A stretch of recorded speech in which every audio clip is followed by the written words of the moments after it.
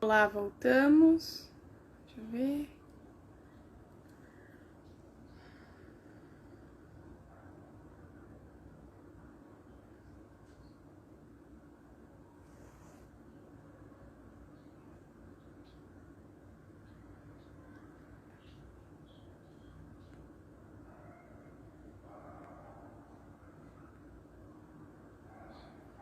Olá, voltamos depois dessa interrupção por um problema técnico.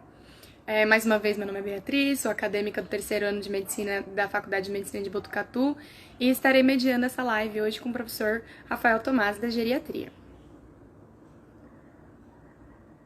Vou chamar o professor Rafael para participar da live.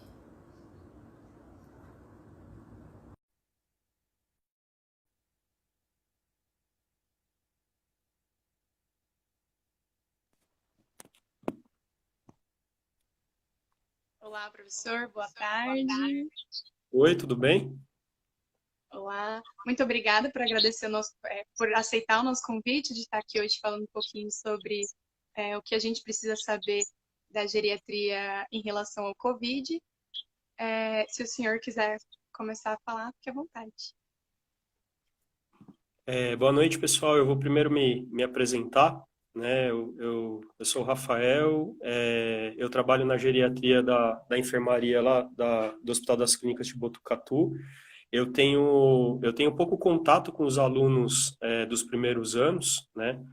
E eu vou ter o contato maior com o pessoal do internato no quinto ano, que eles passam com a gente lá na enfermaria. E obrigado pela oportunidade de a gente falar um pouco da geriatria, que é uma disciplina pequena, que muitas vezes ela merece pouca atenção da mídia, até nas entrevistas que a gente vê durante a pandemia. Eu acho extremamente importante no mundo acadêmico a gente falar mais sobre geriatria e eu sempre vou erguer essa bandeira. Então, espero que vocês curtam. Se tiver alguma dúvida e a gente conseguir sanar, a gente vai sanar. Se eu não souber, eu vou falar que eu não sei. Depois eu procuro saber e informo vocês. Tá bom? Tá ótimo, É, professor. Muito obrigada. eu vou começar então, como a gente combinou, fazer uma pequena introdução sobre geriatria.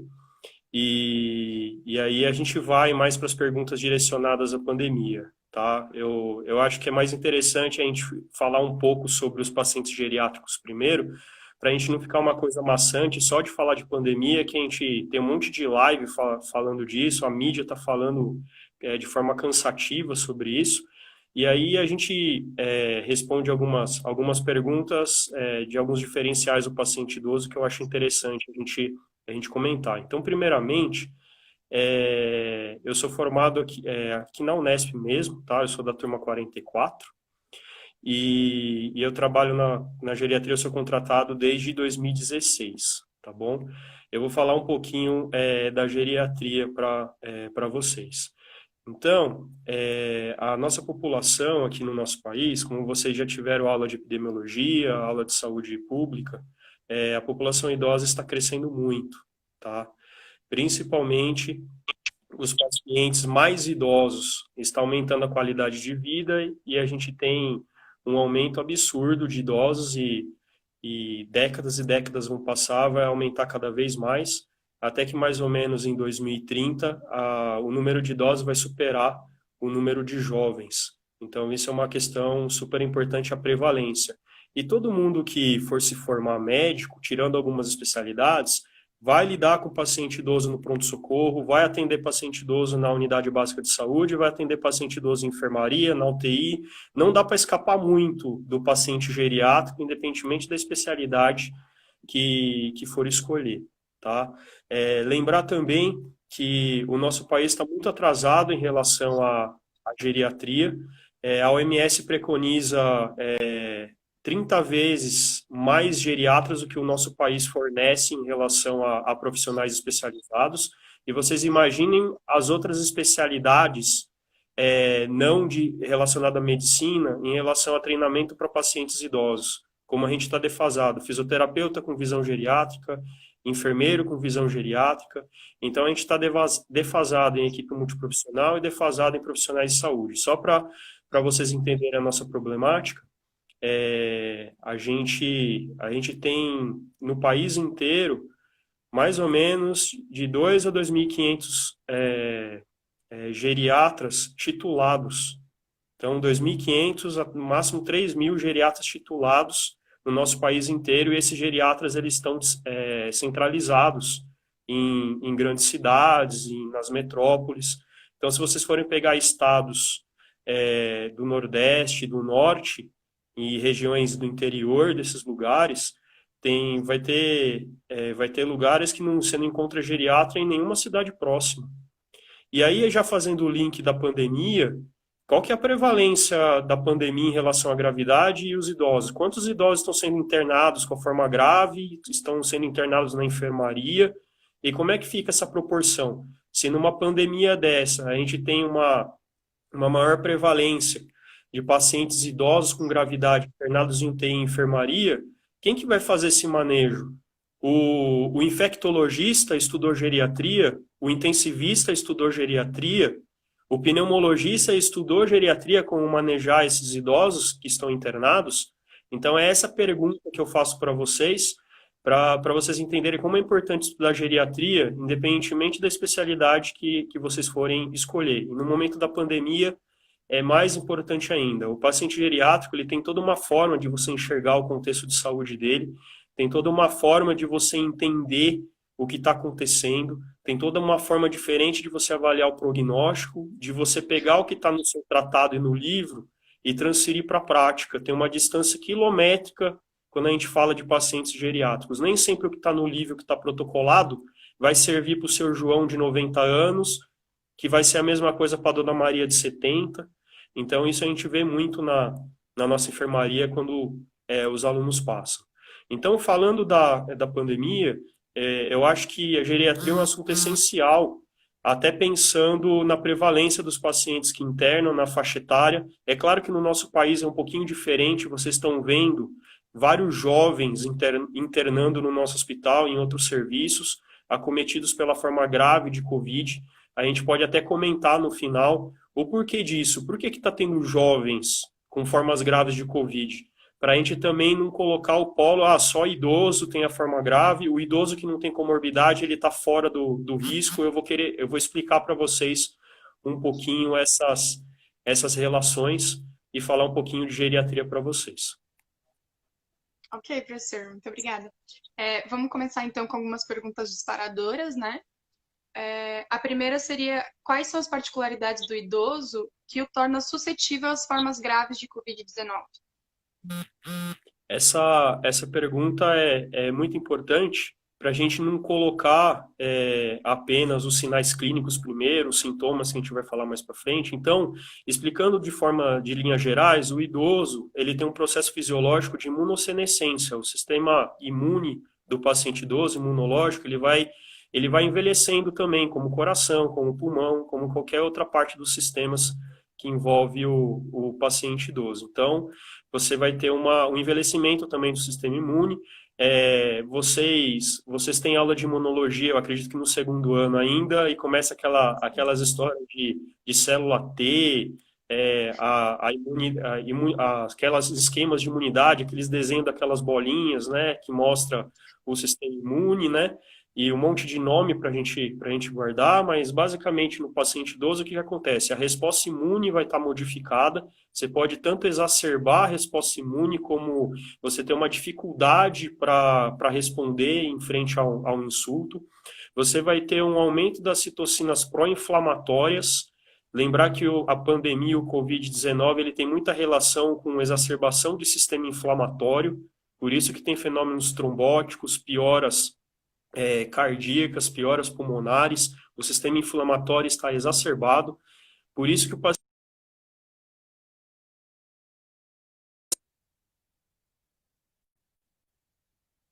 com as doenças, não adianta só a gente decorar inflamação, tudo é inflamação, e o idoso, ele é frágil e acabou, né? Então, essa explicação da resposta imune é muito importante. Outra questão que a gente vai ter nessa população, uma maior porcentagem de pacientes com fragilidade, que o prognóstico é pior. A gente vai ter maior porcentagem de pacientes com prejuízo funcional, Pacientes frágeis com prejuízo funcional, independentemente de ter COVID ou não, são pacientes que respondem pior aos tratamentos e que o prognóstico é pior. Então, se você tem um paciente idoso que abre um quadro de infecção urinária e ele é lúcido, ele é independente e ele é robusto, ou seja, não tem fragilidade, ele vai ficar menos tempo internado e vai responder melhor ao tratamento e vai voltar para casa bem. Ele vai voltar logo às atividades dele. Se você pegar um idoso com a mesma infecção urinária, que ele tem fragilidade, ele já é acamado, ele perdeu autonomia, está totalmente dependente para as atividades, ele vai ficar mais tempo internado, ele vai ter mais complicação, vai voltar mais dependente para casa e vai demorar muitas vezes para recuperar, ou ele não recupera mais e pode voltar pior para o pronto-socorro novamente. Então, essa particularidade é uma coisa fundamental que todos os médicos deveriam saber diante do paciente idoso que chega no pronto-socorro, que a gente vai falar mais para frente, tendo a pandemia ou não. Muitas coisas no idoso não é novidade. A gente começa a ter divulgações, tudo agora na geriatria é por causa do Covid. Tem muita coisa que não é novidade. Por isso que a gente precisa avançar nesse ensino, na graduação, nos residentes, nos médicos contratados, os docentes, a ter um olhar voltado à geriatria, que é totalmente diferente esse manejo, e com esses instrumentos que eu falei um pouquinho, a gente consegue avaliar o prognóstico mais para frente num paciente idoso com gravidade de COVID. Outras relações importantes é que o paciente idoso ele pode ter formas mais graves do COVID, porque muitas vezes os sintomas são atípicos e até perceberem que o idoso está infectado ou tem alguma outra doença grave, pode ter uma pneumonia bacteriana ou mesmo o COVID, às vezes ele já está num quadro grave demais, né? Outra questão importante é que o idoso ele costuma ter mais fatores de risco. Então, você vai encontrar idosos que têm mais cardiopatia, mais pneumopatia, todas as patias que vocês imaginarem, o idoso está mais propenso. E, consequentemente a isso, ele está mais propenso também a iatrogenias, a polifarmácia, a receitas médicas inadequadas, porque ninguém faz uma avaliação geriátrica ampla durante o ambulatório. É aquele paciente que passa por um monte de especialidade e quando ele precisa de auxílio durante a pandemia, não tem nenhum médico para ele tirar a dúvida. Então, o paciente idoso é basicamente isso. E aí vocês podem se perguntar, por que então a mídia fica divulgando idosos quase centenários, dando tchauzinho e saindo recuperados do Covid? Se todo mundo fala na mídia, idoso, tem que tomar cuidado, frágil. Vocês concordam que um paciente centenário, ele é um paciente que ele tende a ser mais forte, com menos comorbidade? Para ele chegar até 100 anos, ele não vai ser diabético, insulinodependente grave, com neuropatia, com todas as patias possíveis. Ele não vai chegar com DPOC avançado, que ele não consegue, tem dispneia ao repouso. Ele não vai chegar com uma cardiopatia isquêmica com 100 anos de idade. É muito raro. Então, esses pacientes idosos centenários, eles são privilegiados geneticamente. Então, não é uma surpresa nenhuma eles darem tchauzinho e sair da internação do Covid. Esse é um tipo de idoso que foi privilegiado. Não significa que todos os idosos centenários, eu vou sair entubando todos os idosos, porque eu vi na televisão que o idoso centenário saiu da pandemia. Isso poderia ter acontecido, ele poderia ter saído de uma infecção urinária grave, de uma septicemia, de uma pneumonia grave. Só que as chances desses pacientes idosos mais centenários, a eles saírem de medidas invasivas e de evoluírem mal durante a intubação, são muito maiores do que a população em geral. E aí a gente tem que considerar as particularidades. Então não existe nem 0 nem 100. Não é absurdo nenhum o idoso ir para uma UTI. Mas também a gente mandar pacientes, todos os idosos graves, para uma UTI, muitas vezes a gente vai fazer iatrogenia e vai fazer uma coisa que chama de eutanásia, que é prolongar pacientes idosos em situações que eles não gostariam. E aí eu vou falar um pouquinho mais para frente para vocês. Então, o porquê que o idoso evolui para formas graves é basicamente essas justificativas. Obrigada, professor. Lembrando que vocês podem enviar as perguntas para a professora aqui embaixo, nesse local de perguntas que tem aqui em algum lugar, durante a live, tá? Tá sempre aberto. E comentários também podem ser enviados, que a gente tem acesso. A próxima pergunta é: quais as principais dificuldades que os idosos estão enfrentando durante o distanciamento social? As dificuldades são as mesmas das outras pessoas, mas elas tendem a se agravar mais, principalmente pacientes de dois grupos. Pacientes que eram extremamente independentes que moram sozinhos, que saíam para ir ao mercado, ir ao shopping, em qualquer lugar, e eles estão sendo privados disso, e principalmente aqueles pacientes mais dependentes de cuidados, que a sua rede social de apoio está debilitada. Por quê?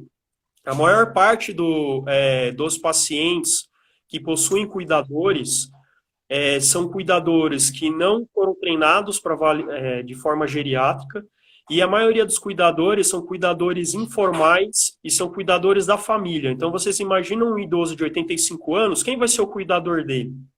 Vai ser a filha de 65. E a filha de 65 também é do grupo de risco. E aí ela vai estar indo na casa daquele idoso, como é que vai ficar essa questão? Ela vai precisar ficar em isolamento também, tem um cuidador que é idoso também, contratado, e ele vai também continuar cuidando daquele idoso. Então, isso é muito complicado. Esses idosos que estão em distanciamento social, eles podem perder mais autonomia. Idoso, muitas vezes, eles não admitem que tem limitação. Então, o filho chegar e sair fazendo compra para ele e levar sacolinhas para casa, como que ele vai sentir? Aquele dominó que ele jogava lá na esquina com o vizinho dele, e ele não tem mais isso, como é que fica na cabeça dele? Aquelas caminhadas que ele fazia. Então, você tende o idoso a aumentar as doenças, por exemplo, artrose, as dores crônicas.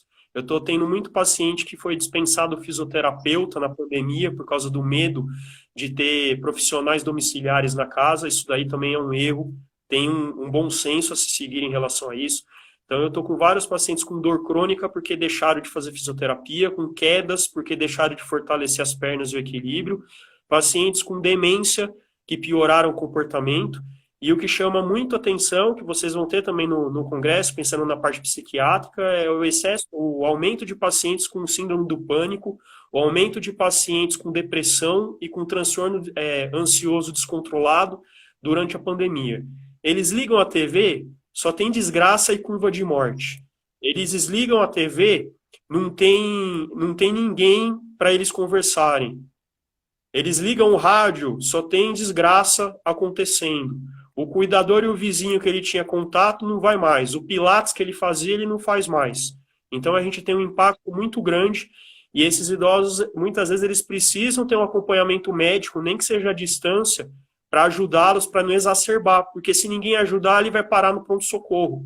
E o pronto-socorro não é um ambiente adequado para tratar ansiedade, não é um ambiente adequado para avaliar risco de quedas e nada dessas coisas. E aí ele vai estar num ambiente que é recomendado ele não ir ou evitar um ambiente de pronto-socorro, que é passível de várias iatrogenias não intencionais, e aí a gente pode complicar a saúde daquele idoso, por exemplo, numa internação desnecessária. E o que me preocupa muito também é a automedicação. Idoso costuma ter uma mini farmácia em casa. Hoje, com a facilidade de ligar para a farmácia, o Disque Farmácia, eles compram remédio para intestino, eles compram remédio para dor de cabeça, eles compram anti-inflamatório para dor, e eles não sabem nem o que eles estão tomando. Então, a chance de iatrogenia medicamentosa no contexto da pandemia é uma coisa que a gente precisa considerar e orientar os familiares. Então, essas questões de falta de fisioterapia, de isolamento social, a pessoa pode estar com distanciamento social e não necessariamente ela fica isolada socialmente. Agora a gente tem instrumentos, né, pela internet, telefonema, o que for, para a gente tentar dar um suporte melhor para esses idosos, tendo a fase de luto da pandemia ou não. Isso eu estou falando no geral, para ajudar esses pacientes idosos. Pacientes com demência também sentem o isolamento. E a gente precisa se preocupar muito porque eles estão exacerbando o comportamento por mudança de cuidador, por falta do filho que sempre cuidava. Então, essas questões de avaliação social são fundamentais na geriatria, que a gente deveria ter um olhar melhor e ser discutido melhor na mídia essas questões. Então, basicamente, do isolamento social, são essas questões que são bem preocupantes, pensando no idoso, principalmente aqueles dependentes e aqueles independentes que ficam deprimidos por não poder sair até a esquina para fazer nada, ou a cautela para ele não sair, ou evitou a mobilidade social dele. Então, isso é uma questão super importante para a gente discutir. Realmente, professor, muito obrigada. A próxima pergunta seria: quais os sinais clínicos possíveis da Covid-19 em idosos? Tá? Primeiro, a gente vai dar uma pincelada nos sinais que vocês já sabem, que já falaram cansativamente para vocês. São aqueles sinais de febre, aqueles sinais de tosse, aqueles sinais de falta de ar, aqueles sinais gerais que a mídia está repetidamente falando para todo mundo quiser ouvir, está lá desde o começo da pandemia. Agora eu quero chamar a atenção, abrir espaço para vocês, para falar alguns sinais dos idosos que aí todo médico deveria saber e que a mídia não fala. Então, algumas coisas simples. O Covid, ele é um fenômeno que a gente pode até brincar e falar, um fenômeno do camaleão. Ele se camufla no paciente idoso. Então, alguns sinais clínicos que a gente não dá muita atenção, que a gente acha que é da idade, que a gente acha que é uma desidratação, o paciente pode ter contraído o Covid, que são eles: um idoso com queda do estado geral, um idoso que altera o padrão alimentar dele, um idoso que está caindo e está piorando a funcionalidade dele, está deixando de andar, um idoso que está em delírio, que ele está tendo alucinações, ele está vendo bicho, ele está flutuando o nível o estado mental dele, está tendo déficit de atenção, ou ele começou a dormir demais, ou ele começou a ficar extremamente irritado. São sinais atípicos e atípicos para quem não é geriatra, porque em todas as infecções o idoso pode fazer manifestações atípicas. A pandemia não é diferente. A manifestação do Covid como processo inflamatório, uma infecção, é a mesma de uma pneumonia grave, é a mesma de uma infecção urinária. O paciente constipado, ele pode ter confusão mental, ele pode ter queda do estado geral, ele pode entrar em delírio. O paciente idoso com dor, ele pode ter delírio, ele pode ter queda do estado geral e pode ficar acamado.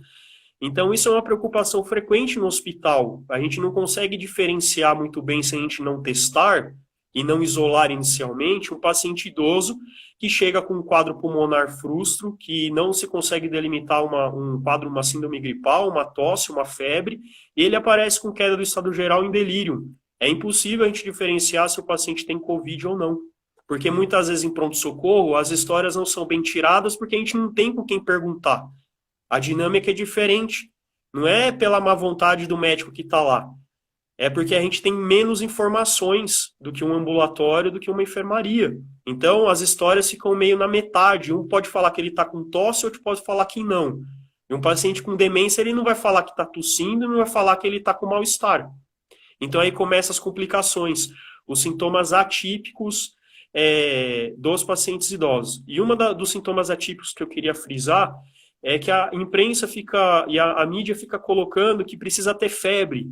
Idoso, uma grande parte deles não fazem febre a resposta infecciosa. Então, eles podem estar com pneumonia e eles não vão fazer febre de 37,8. O que tem nos pacientes idosos? Eles podem ter um aumento de 1,1 grau da temperatura basal deles. Então, se eles têm 35,8 e eles evoluem para 37, a gente pode começar a se preocupar. Alguma coisa errada está acontecendo. Eles não precisa chegar no 37,8, no 39, para achar que ele tem chance de ter Covid. Como qualquer outra infecção, não tem uma particularidade. Os pacientes idosos falam também da hipoxemia. A hipoxemia no Covid é bem traiçoeira. Só que pacientes idosos costumam ter arteriopatias, eles costumam ter dedos gelados.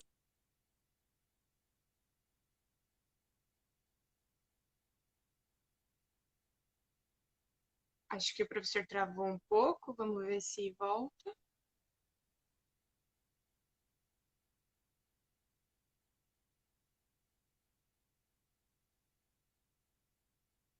Travou, professor, enquanto o senhor estava falando da hipoxemia.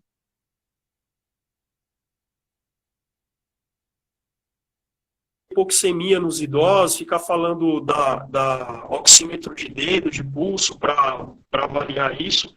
Só que a gente tem um problema importante que idoso, muitas vezes, ele faz na oximetria saturações abaixo, que não é a realidade dele. Então, ele pode ter hipoperfusão nos dedos.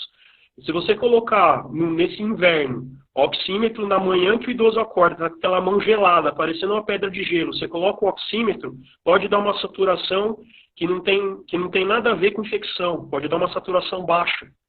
Então, tem todas essas particularidades que quando a gente orienta a população em geral, a gente não pode fazer alarde com o proxímetro, veja a saturação, precisa ter um médico de retaguarda para orientar o que é hipoxemia mesmo, o que é mão gelada, o que é o basal do paciente, o que é aceitável na saturação. Então, essa live é importante para eu trazer as particularidades, não a mesmice da pandemia, que todo mundo já sabe. Então, essas particularidades do idoso são super importantes. Então, eu quis trazer para vocês esses sintomas atípicos no geral, mas que para a gente da geriatria não são, que é o dia a dia nosso, essa história de queda do estado geral, alteração do nível de consciência. A gente não usa muito a curva térmica como parâmetro, a gente pode até usar, mas não é obrigatório. Então, esses dados eu acho que são super importantes. É claro que se o paciente fizer temperatura, a gente precisa, é um sinal de alerta também, mas a gente não pode excluir que não seja grave o paciente que não esteja fazendo febre. Então, isso é uma coisa importante. Ok, professor. A gente está com algum probleminha na imagem, acho, não sei se é só para mim, mas dá para ouvir tranquilamente, eu vou prosseguir, tudo bem? Tudo bem. Ok. A próxima seria quais os pontos fundamentais para discutir no atendimento hospitalar de um paciente idoso com Covid? É adequado todos os idosos irem ao UTI caso estejam graves?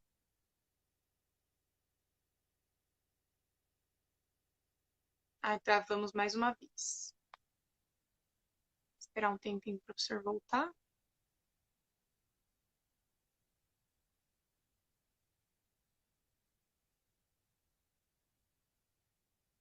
Isso que eu ia perguntar. Acho que travou um pouquinho no meio. Vou refazer a pergunta, tudo bem? Tá bom. Agora voltou a imagem perfeita. Acho que estamos bem. Ótimo. Quais os pontos fundamentais para discutir no atendimento hospitalar de um paciente idoso com Covid-19? É adequado todos os idosos irem ao UTI caso estejam graves? Isso. Essa pergunta a gente trouxe, que eu combinei com você, porque é importante. Esse é um tipo de resposta que não é só para o Covid. O Covid é só um pano de fundo. Todo paciente geriátrico que chega com algum quadro infeccioso, sendo grave ou não, quais seriam as condições ideais, o mundo ideal? A gente deveria ter uma diretiva antecipada de vontade desse paciente. Tá? Eu não vou me estender muito sobre diretivas, mas é a gente tentar estabelecer, independentemente da doença grave ou não, as preferências de cuidado daquele paciente. Então, resumidamente, é isso. Infelizmente, no nosso país, isso daí é raridade. A gente até se assusta quando o paciente traz alguma diretiva antecipadas. Mas, o que a gente tem no nosso hospital que alguns pacientes já está sendo feito? A gente descreve no prontuário uma coisa que chama planejamento de cuidados. Então, é aquele idoso que já teve uma internação no nosso hospital e a gente discutiu com a família e com ele se ele tiver uma piora ou em determinadas condições, o que seria apropriado a ser feito no contexto de saúde dele. O que seria atrogenia, o que seria distanásia, o que seria mistanásia, que é faltar de dar algum recurso para ele para reverter algum quadro clínico para fazer tratamento, tá? E em conjunto com as considerações do paciente quando ele é lúcido para conversar, ou quando ele não consegue responder legalmente, pelo menos pelo seu responsável legal, pelo seu familiar, a gente estabelecer metas de cuidados para a gente não deixar de fazer coisas que seriam importantes para todos e não sair fazendo coisas que seriam medidas de tortura, que seriam medidas de prolongamento de sofrimento em pacientes, independentemente da pandemia ou não. Particularmente na pandemia, grande parte de pacientes idosos, né, com fragilidade, com dependência funcional, eles podem sentir mais e podem ficar mais graves e podem evoluir de forma mais desfavorável, tendo Covid ou não. Isso pode ser também numa pneumonia grave que eles tenham, tá? Então, essas questões são questões.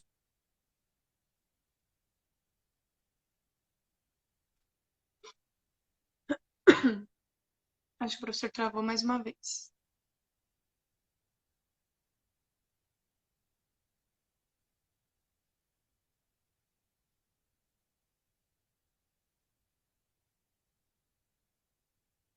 Uma aba. Professor, travou um pouco.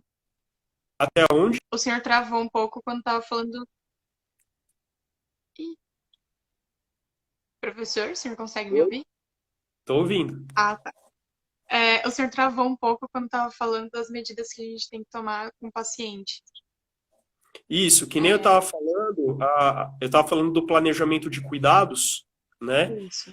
É, seria sempre importante olhar no prontuário se o paciente já tem algum planejamento, já tem alguma discussão com a família.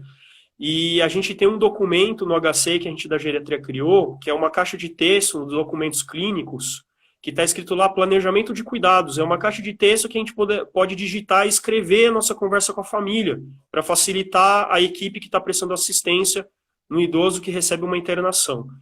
Então, essas são coisas fundamentais. Outras coisas é a gente entender quais são as preferências de cuidado daquele ser humano que a gente está cuidando. A gente não pode tratar o Covid, a gente tem que tratar o seu João que está lá. Não adianta a gente seguir só protocolo de Covid, sair pedindo suave, avaliar a gravidade, colocar um oxigênio e mandar o paciente para a UTI. Quem que é o seu João? Já foi discutido, se ele tiver uma piora, o que representaria para ele uma intubação? O que representaria para ele voltar pior para casa e totalmente dependente? Será que isso é aceitável para o seu João? Pode ser que para a dona Maria seja aceitável e para o seu João que não. Então, essa questão de conversar com a família, de planejar cuidados, é claro, sempre na medida do possível. Vai ter casos que a gente não vai conseguir ter toda essa conversa. Mas existe até a modalidade em pacientes que não têm prognóstico, que tem indicação total de cuidados paliativos, e que a gente chegou a essa conclusão depois de ver o prontuário, depois de discutir com a família, que a gente pode, até na prática paliativa, fazer uma modalidade chamada extubação paliativa. Você tirar o paciente do suporte avançado e fazer medidas de conforto para esse paciente.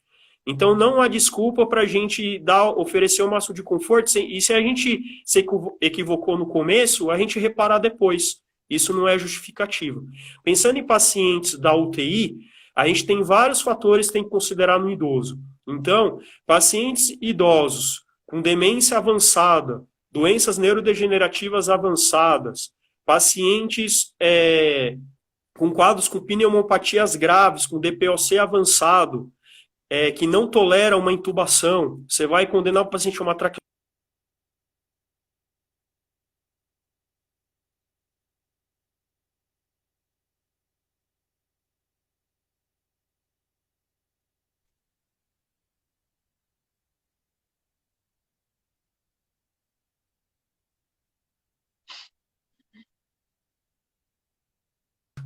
A avaliação da fragilidade dele, da dependência funcional, são todos instrumentos que a gente usa para identificar se é um paciente idoso que se evolui mal para a COVID, ele é passível de intubação ou ele é passível de cuidados paliativos.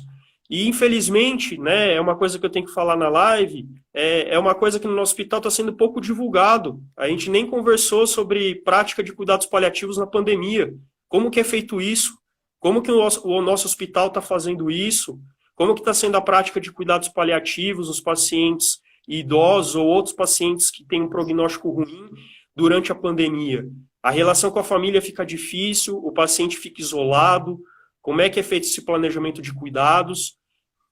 Mas, independentemente disso, os pacientes idosos que vão ser entubados ou que estão graves ou que vão ser indicados, tem indicação de práticas paliativas, concomitantes ou não tratamento modificador, a gente deveria atentar mais para o alívio de dispneia das pessoas, então a gente deveria aprender mais como aliviar a falta de ar dos pacientes, a gente deveria saber como que a gente faz para aliviar a ansiedade do paciente idoso que recebeu a notícia que ele está com Covid e vai ter que internar, como que é a ansiedade desses pacientes, como fazer analgesia adequada nos pacientes com Covid, como que a gente medica esses pacientes, um paciente que está isolado, como que vai ser em isolamento, como que vai ser a assistência desses pacientes em isolamento de contato, o que é prioritário para eles.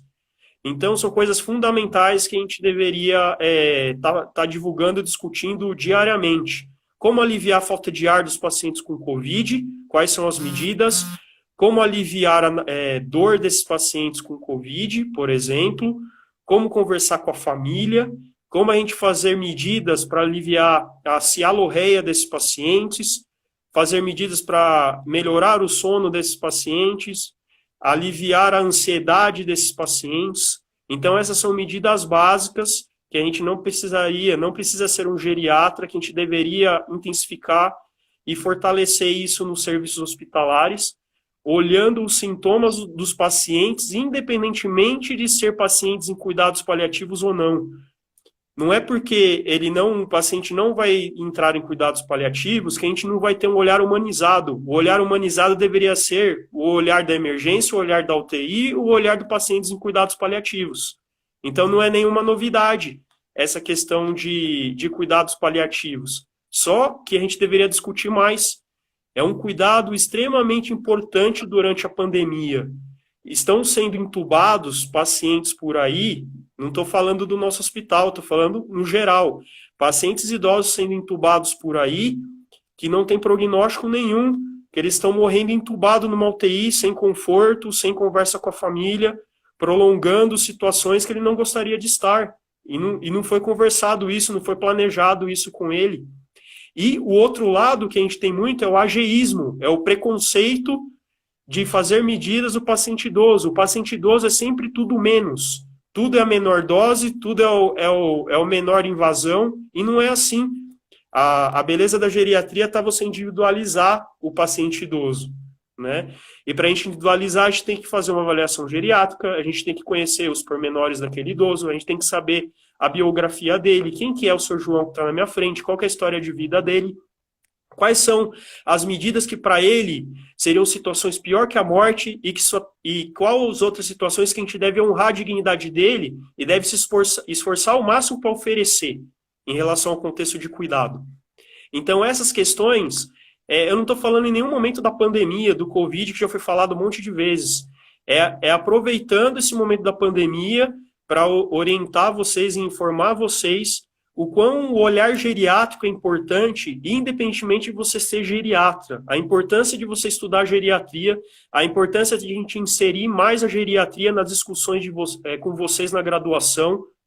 Então, levantando a bandeira da importância da gente discutir geriatria na graduação, na residência médica, nos ensinos de saúde da equipe multi, da fisioterapia, do profissional de enfermagem, para a gente conseguir fazer um suporte mais adequado, tendo a pandemia ou não. Paciente grave, idoso, vai chegar com pneumonia, com infecção urinária, com cardiopatia, com AVC, com infarto. E essas discussões vão ser as mesmas, esses pontos de partida, para a gente estabelecer qual é o cuidado mais adequado para aquele paciente, na medida do possível, do serviço, da estrutura do hospital, e inserir isso no nosso contexto de cuidado, tanto no ambulatório, quanto na UTI, quanto na enfermaria, tanto no serviço de emergência, que é sempre mais complicado fazer essa avaliação. Com certeza. Muito obrigada, professor. A próxima questão foi uma que chegou aqui pelo chat. Chegou uma sobre febre, mas que o senhor já tinha respondido, então vou pular essa. O senhor acha que os critérios de internação, valores de saturação, frequência respiratória, por exemplo, devem ser adaptados para os idosos? A adaptação não. Eu acho que a gente tem que valorizar os sinais vitais, como a gente faz com os adultos, mas a gente não pode ficar bitolado em sinais. Porque a frequência respiratória do idoso pode ser de infecção, pode ser que ele está com dor, pode ser que ele está na maca da observação do nosso hospital desconfortável, pode ser que ele está com medo, ansioso e aumenta a frequência respiratória. Então, a frequência respiratória e a saturação, elas devem servir como sinais para corroborar com a nossa hipótese diagnóstica, e não a gente ficar tratando os sinais. Então, não há uma mudança em relação a valores pressóricos, a valores de frequência respiratória, falando do COVID, de um processo infeccioso. É claro que se o idoso tiver com uma taquipneia, uma frequência respiratória de 28, de 30, denota mais gravidade ainda. Um dos sinais mais importantes de sinais de exame físico de pneumopatia no paciente idoso, sendo viral ou bacteriano, não importa, é aumento da frequência respiratória basal do paciente. E não precisa nem chegar a 30, 28. Ele pode ter uma frequência de 18 e começar a fazer 23, 24. É a mesma coisa da temperatura. É a mudança do padrão habitual. A gente já tem que ficar com uma pulga atrás da orelha e atentar, ficar mais atento em relação ao paciente idoso. Quanto à saturação, tem os protocolos de COVID, quanto você deve manter a saturação, mas você tem que inserir a saturação no contexto da doença do paciente e no contexto do COVID ou da pneumonia. Não tem nenhuma particularidade muito grande, né? A particularidade é que muitas vezes a hipoxemia no COVID é silenciosa. O paciente está com cara de paisagem, ele não está com a frequência respiratória aumentada e está saturando 80, 70. Então, isso acontece no COVID-19, tá? Aí fica complicado, né? A gente tem que sempre olhar o paciente a partir dos próprios valores basais. Exatamente. A próxima pergunta que chegou aqui pelo chat também.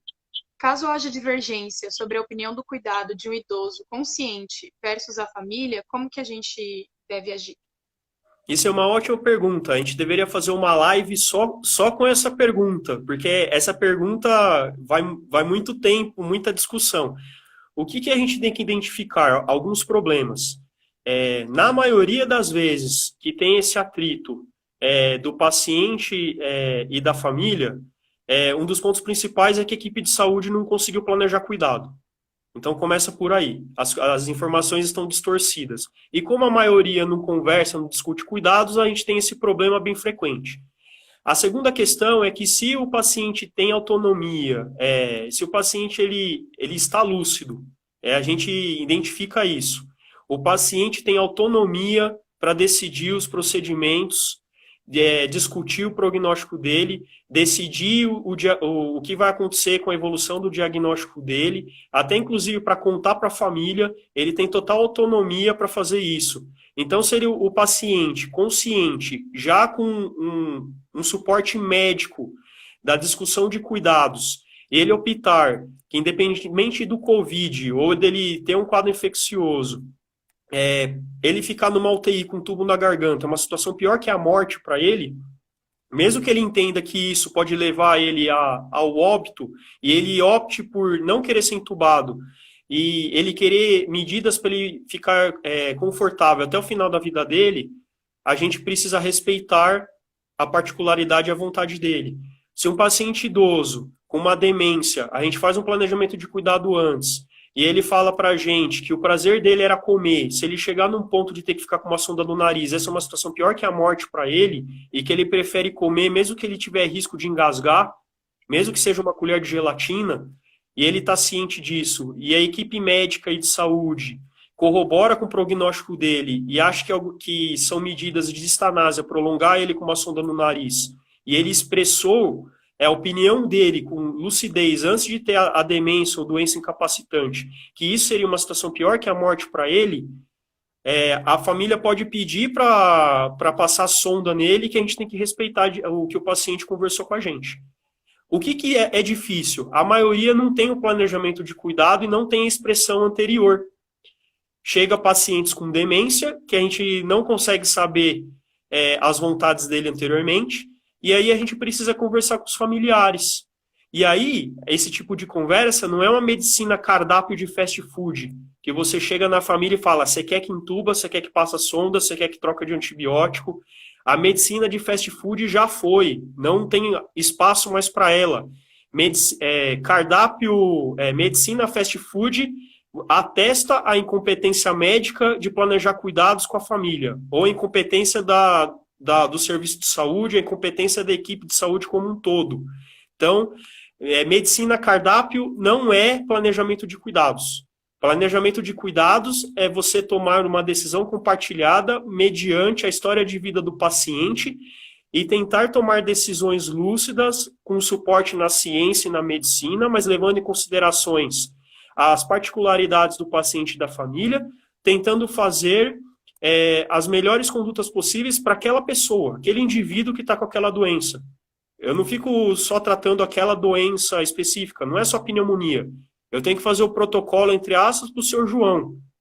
E a gente entender os limites da medicina e, muito importante, a equipe médica tem que estar ciente do prognóstico do paciente, tem que ter ciência do diagnóstico do paciente, ter ciência do que é uma fragilidade, qual que é o prognóstico, qual que é a possibilidade de reversão do quadro agudo do paciente, né? E respeitar as individualidades de cada um. Por isso que eu falei que o assunto é bem espinhoso e bem demorado, porque a gente teria que fazer exemplos práticos, histórias clínicas, o que já aconteceu, mas essa pergunta ela é sanada se a gente aprendesse a conversar. Infelizmente, nas faculdades não se ensina comunicação empática, não se ensina empatia, não se ensina comunicação de más notícias, não se ensina como lidar com a morte. Vocês só vão ter contato, às vezes, na residência, no internato, quando passa 15 dias lá na geriatria, ou numa aula da anestésio, ou numa aula do cuidados paliativos. Isso deveria ser matéria básica de 6 meses para vocês, nas matérias básicas. Como quebrar o gelo, como conversar com um colega da equipe, como conversar com o enfermeiro, como conversar com o fisioterapeuta, como discutir caso com um colega, como você fazer referência e contra-referência do caso, quais são as formas de comunicação empática, o que você tem que valorizar, quais são os seus gestos diante de uma conversa difícil, como que deveria ser o ambiente para você ter essa conversa, é no meio do corredor com o braço cruzado, é sentado balançando o pé com a perna cruzada, é a família estando numa altura no auditório isolada e a equipe médica do outro parecendo um cabo de guerra. Tudo isso deveria ser ensinado para quando chegasse a essas situações, com a experiência, com o estudo, porque isso tem estudos de como se comunicar, mas nada melhor do que não adianta só decorar protocolo Spikes, como conversar, fazer cursos e mais cursos à distância, agora que está na moda, na pandemia. A gente precisa ter a prática lá, ó, saber ouvir o paciente, saber ouvir a família, ouvir os conflitos, por que a família está trazendo aquela angústia, por que a família está xingando o médico? Será que é o médico mesmo que é para ser xingado? Ou tem uma mensagem atrás da família? Tem uma mensagem atrás do paciente? Por que o paciente está insatisfeito? Será que é porque ele tá 4 dias num lugar inadequado, que ele não está internado? Ou que ele está com a fralda molhada e ninguém está trocando? Ou porque ele está numa situação de tortura com uma sonda do nariz amarrado? Quem vai ficar tranquilo numa situação dessa? Sendo furado, um idoso sem óculos, não enxerga, sem aparelho auditivo, sem a bengala dele, deitado, todo mundo querendo que ele faça cocô deitado. Alguém já fez cocô deitado? É legal? Com uma sonda para fazer xixi, amarrado nas pernas, o braço. Será que ele vai ficar contente? Ele vai falar bom dia pra gente?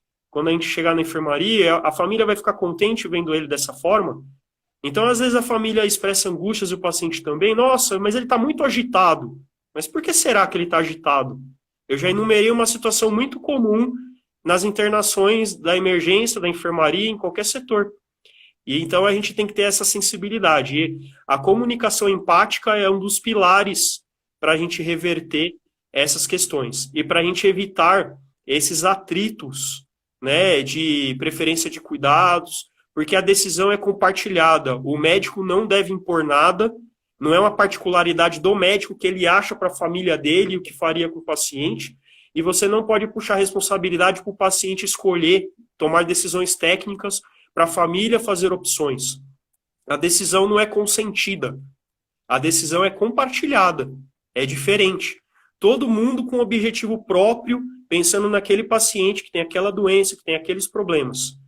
Então, essa é uma conversa longa, é uma conversa que está infiltrada em todas as especialidades e é uma conversa de discussão em relação ao ensino de graduação, que eu acho que é uma coisa importante. Para quem tiver mais interesse em relação a isso, eu não vou esperar vocês chegarem no 5º ano para eu falar, vou aproveitar a live para divulgar.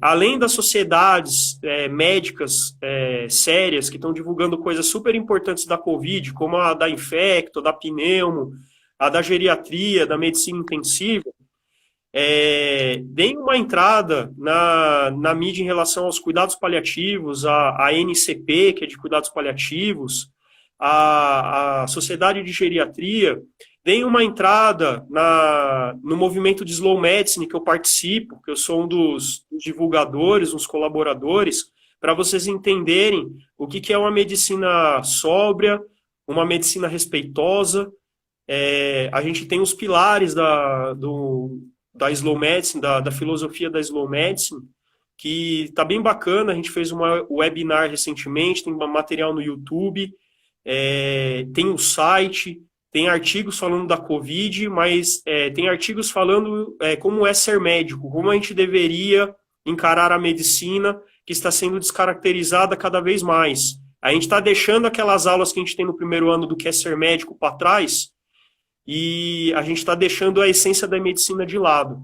E eu garanto para vocês, pelo menos na geriatria, eu me realizo porque eu consigo repensar todas essas coisas e eu consigo fazer um tratamento digno, resgatando a medicina como é que era anteriormente.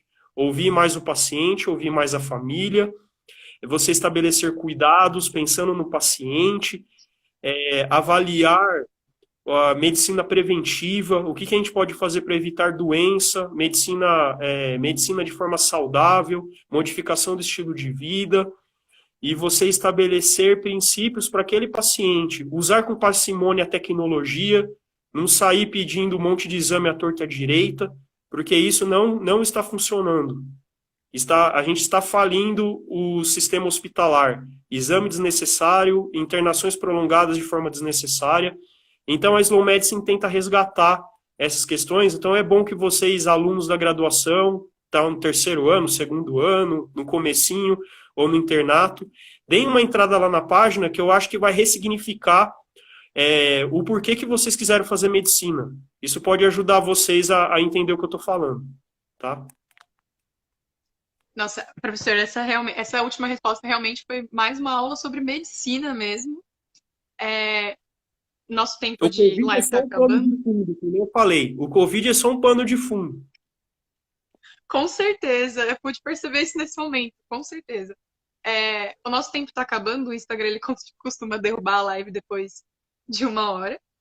Então, eu gostaria primeiramente de agradecer o senhor em nome da comissão que está organizando o Congresso Online de Capacitação sobre a Covid. Foi muito proveitoso, foi extremamente construtivo esse espaço. Muito obrigada por ajudar a gente nesse momento em construir um espaço tão qualitativo quanto esse. Estou ansiosa já para o ciclo de pediatria no quinto ano, de geriatria, desculpa, no quinto ano. E realmente são coisas que nós deveríamos discutir em educação médica e ao longo da graduação. Nós temos aqui nos comentários vários elogios, professor, em relação ao conteúdo. Foi muito construtivo mesmo. Gostaria de agradecer o senhor mais uma vez. E é isso, essa foi mais ou menos uma amostra do tipo de conteúdo que nós estamos disponibilizando para vocês dentro do Congresso Online de Capacitação sobre a Covid-19 da FMB.